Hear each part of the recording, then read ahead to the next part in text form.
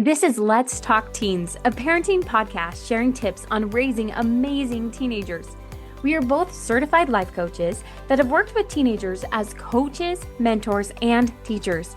We are sharing what we have found to work best when dealing with teens and tough issues. This is Abbi and Cheree, Let's Talk Teens, episode 29, Navigating Family Rules with Your Teenager. Oh, don't we all need this topic when we parent teens? Maybe when we parent any age, but I've had so many friends lately, Abby, talk about how much their teens hate their rules and they're just fighting them so hard. And the parents are like, oh, maybe I should let go of some of my rules or maybe I should keep them.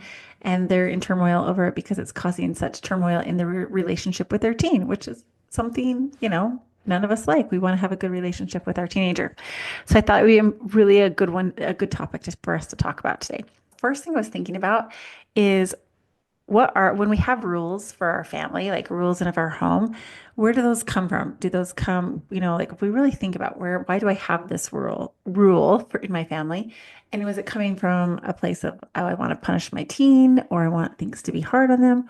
Or is it really coming from a place of love and out of love? And I was talking to this friend that her teen just absolutely hates their rules. And we were talking about how, God has rules for us and commandments.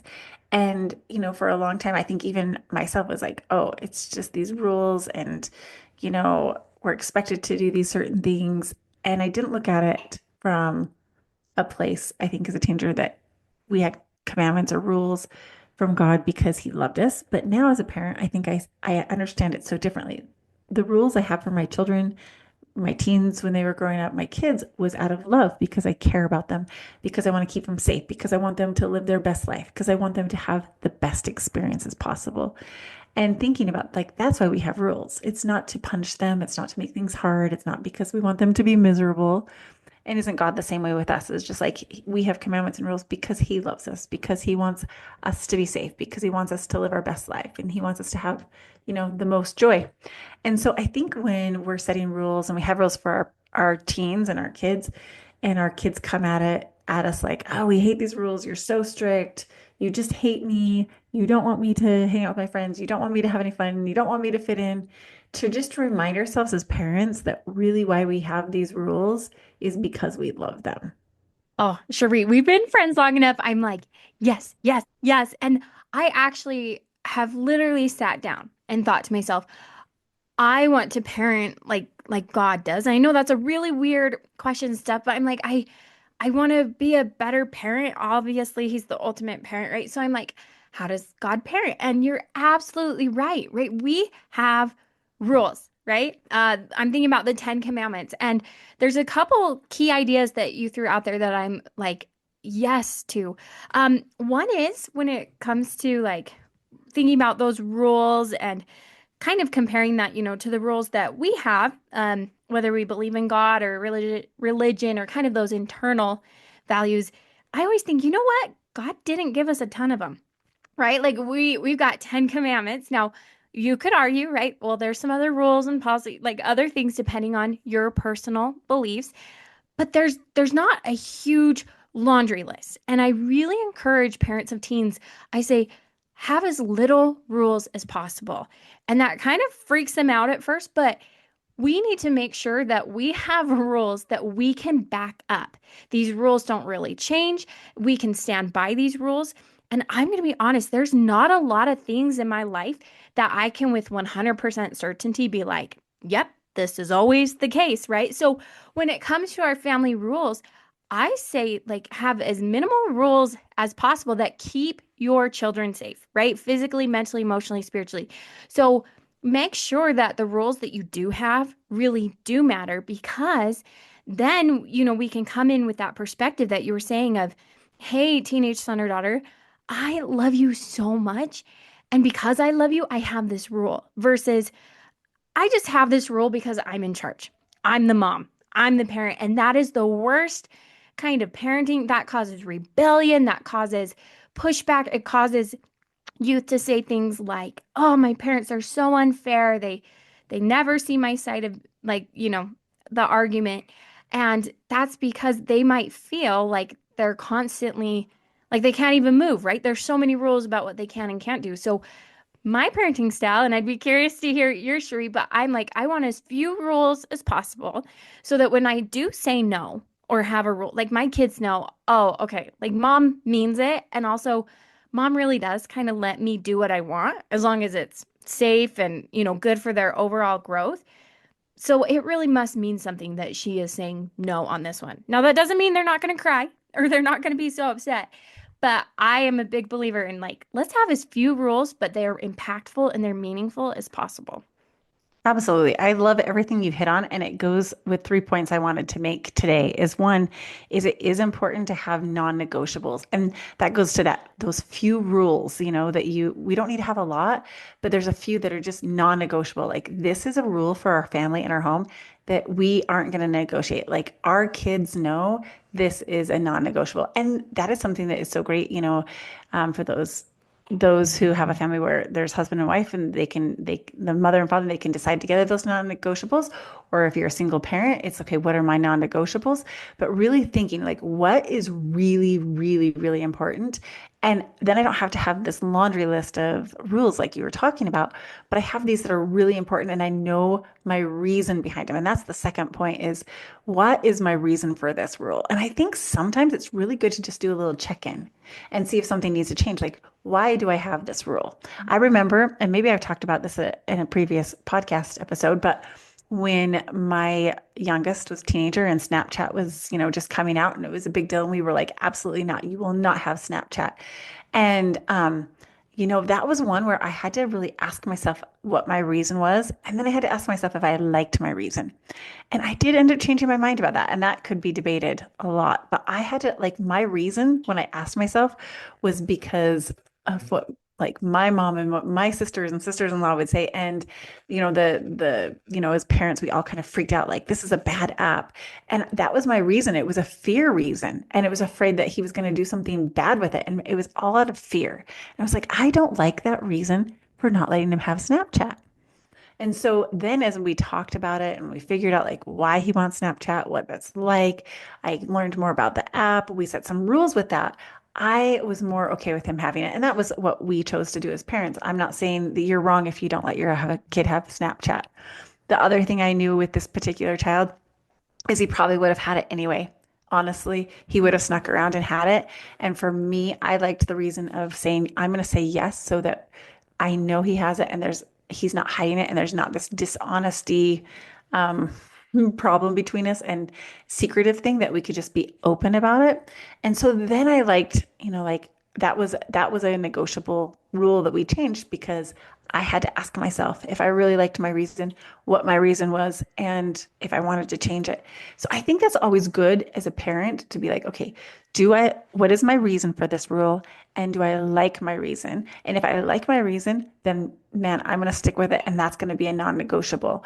But if I don't really like my reason for setting that rule, if it's just because it's what I've always thought I was supposed to do, or what my parents did for me, or what it looks like works in society, I might want to change that rule because I want it to fit more with me as a parent and my child as a child, right? So that non-negotiable rules are when I really like my reason and when I want to change something, sometimes rules do need to be changed. I love that idea of I say yes and then I back it up with rules because sometimes when I'm like, hey, parents, have as few rules as possible, like the fear, right, enters our eyes and we're like, what? But that doesn't mean I don't have um, rules, boundaries around those permissions, right? And I love the idea too of rules can change a little bit as our teen gets older, right? So if it's not a non-negotiable, right? If we're like, hey, the social media thing, I thought I was going to be a no, but it really matters to my teen, right? So you talk about it and you realize, okay, I don't like my reason, right? It's coming out of fear. Then guess what? I get to, maybe create that path. So maybe it's a non-negotiable with my kids under 12. Absolutely no. But hey, my 15-year-old, maybe we set up, okay, I'm saying yes to Snapchat, but mom's got to have your password. You're going to show me, I have full rights to look at what you're doing, right? So you set up boundaries and it's really empowering to a teenager when they realize mom and dad are willing to listen to me and we can reason together. It's inviting them into the conversation. So, curfew is a big one that comes up often, right? If you're like, well, our family rules, we go to bed at 8, your teen is going to have a big feelings about that. And I personally, just in my own family, I see no problem with saying, yeah, for little kids, the bedtime's 8, but for my teenager, let's talk, let's work together.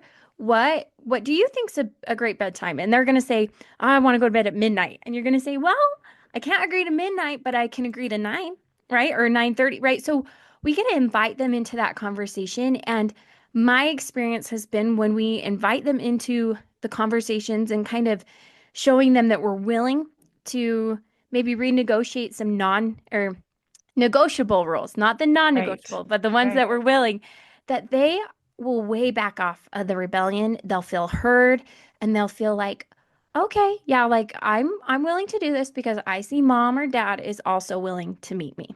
It's really being approachable as a parent, right? Saying, okay, they can come to me. We can talk this out. We can see what rules are negotiable and that can change as our teens get older and which ones are non-negotiable. And you work together and you talk about, and it's like, just like I need to have my reasons for my non-negotiables, my teen's going to have a reason for why they want it changed. And I want to hear them out and I want to listen to them.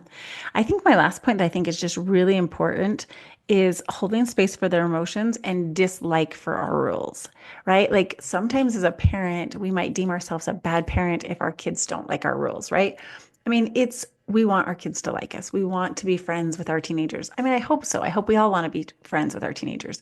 We want to be this parent that they love, and of course they do love us, but we want to feel loved. But I think sometimes it's okay, as I was, talking about this friend at the beginning of this episode, it's really hard to have her daughter be fighting her so hard on her rules right now. And it's easy to cave because you don't want that discord in your family and that, disharmony. But really saying, it's okay that they dislike them. It's okay. And it's okay if they're mad, and it's okay if for a minute they say they hate you or whatever. Of course, it doesn't feel good. But it's us as parents realizing if we remember the reasons for our rules and we like our reasons, and we remember that we love them and this rule is for their good, for their greater good. Maybe they don't see that right now. It's easier to say, okay, I'm going to hold space and I'm going to let them feel whatever they're feeling about this rule, and I'm going to let them think whatever they want to think about this rule, and I'm still going to hold firm to it because I love them and it's the most loving thing I really could do. And I don't need to tell them not to be mad at me. I don't need to tell them to like it. I could even go as far as being like, I don't blame you for hating this rule, and I'm so sorry that it is so hard on you right now. And we like to say, someday you'll thank me for this. I don't personally think that's necessary. I just think it's okay to validate where they are as like, I know this is rough. I'm so sorry about that. And I love you. And I love you. You don't need to do the, oh, someday you'll thank me, or someday you're going to have a child just like you, or all those dumb things that sometimes we Like say. to say. Yeah. And we think them, we can still think them. It's okay to think them. But it's just saying, yeah, their emotion and their thoughts really are nothing about me. It's just what they're experiencing right now. And it's a real thing when you have a curfew of midnight and you like your reason for it and they hate that rule because they're feeling like they're going to miss out, right, of all their friends. And then they're going to be rejected from their friend group and they're going to have no friends. And their feelings are very valid and real. And so if we can look at it from their perspective and just love them where they're at, and their brain is telling them they're not safe in the situation, and your brain as a parent is saying you're not safe in the situation because your teen doesn't like you, and just say everyone's safe, we're all safe, we're all just experiencing emotions, and we can hold space for that, and they can be mad and I can feel uncomfortable in this, and we're all going to get through this, and it really is, again, because of love. The other day, my little kids, they've kind of figured out the I hate you, so they've been saying that. And right, it's hurtful, but I'm also like, that's okay. They don't know what that means, right? And it can feel even bigger because you feel like your teen does know what that means.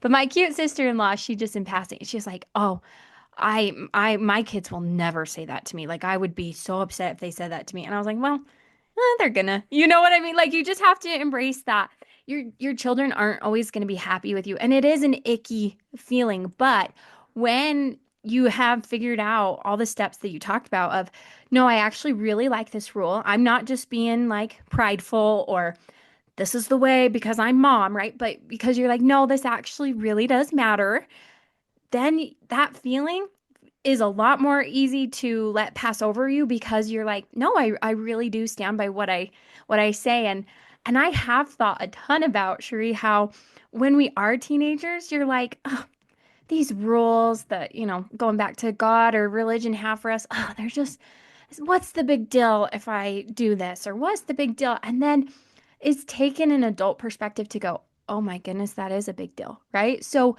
just trust that adult perspective. And sometimes that comes with really big emotions from your teen. And you just say, I love you. You can have big emotions. And we're still keeping this rule. Absolutely. Well, hopefully this helps you in navigating these family rules with your teens, and we can't wait to see you on the next episode. Thank you for listening to Let's Talk Teens with Cheree Murdock and Abbi Winslow. If you are looking for more tips to help your teenager, here's where you can find us. You can find Cheree Murdock on Instagram at Cheree Murdock Coaching or on her website, ChereeMurdock.com. You can find me, Abbi, on Instagram as Abbi Winslow or on my website, AbbiWinslow.com. Please rate and review our podcast and share with a fellow parent. Thanks for listening.